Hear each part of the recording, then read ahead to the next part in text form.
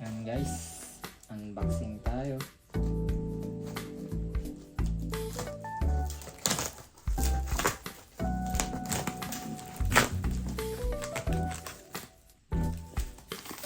And shout out Tanzu. Disclaimer lang guys, hindi po sponsor dito, binili natin to.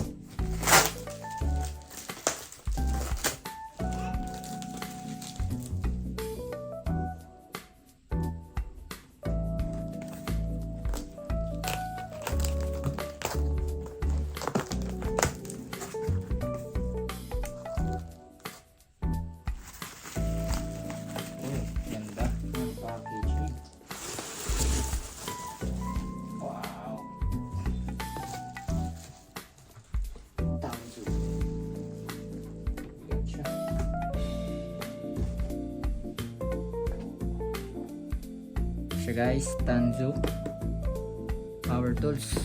Ito yung order natin para sa ating pagdi-DIY. Buksan natin guys. Buksan natin yung laman. Instruction manual, charger,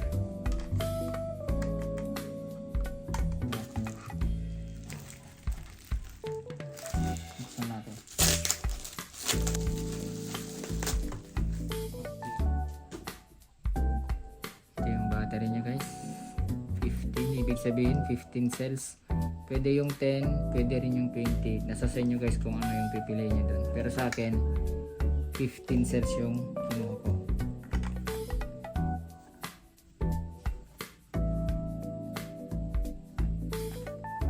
Okay, one battery lang, deep sockets,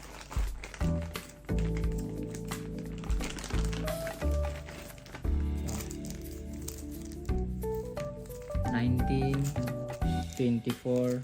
Bale ito guys, CRMO na to, mas magandang klase. 18, 17, to 30. O yan, 30 mm. Grease, pang maintenance. Sling, O-ring, tapos yung lock sa socket, wrench. Dito pa, meron pa. Ito yung mga deep socket nya ulit.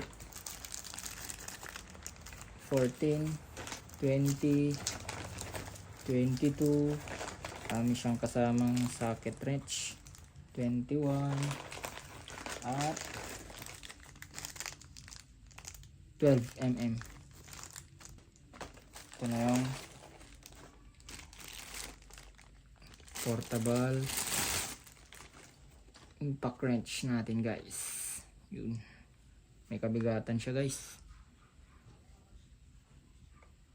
Kita mo talaga na maganda siyang klase. Ito yung ano niya, Tanzu, embroidered na yan, hindi siya sticker.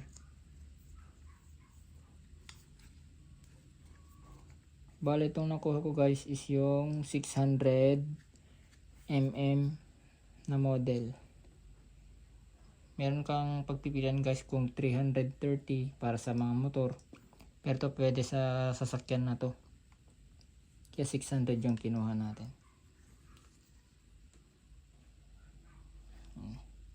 Try natin lagay yung battery.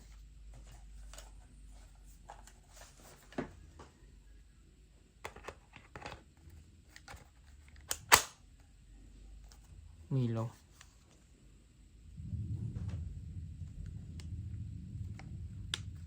Ito yung controller nya, kung reverse or yung clockwise. Panghigpit, pangkalas.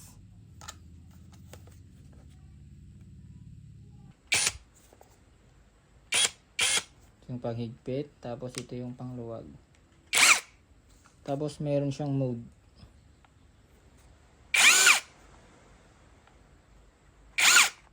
Yung sariling tumitigil.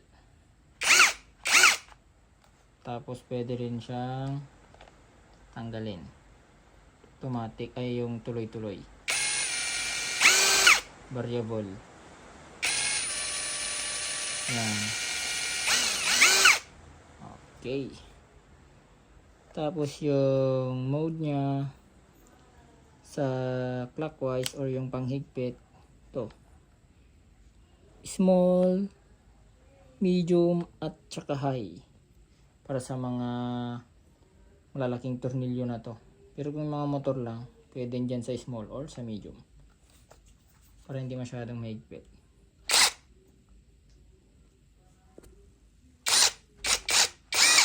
Okay. Yan guys, bale yun yung unboxing natin sa ating portable impact wrench. Sa next video natin, itatry natin sa ating gulong ng sasakyan kung gaano niya kabilis tanggalin yung lug nuts niya. Yung gulong natin sa sasakyan ay matagal nang hindi na baklas, kaya tignan natin kung gaano niya kabilis tanggalin. Hanggang dito na lang guys yung ating vlog. Maraming salamat sa panonood.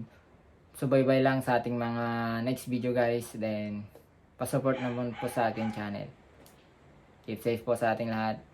God bless. Peace.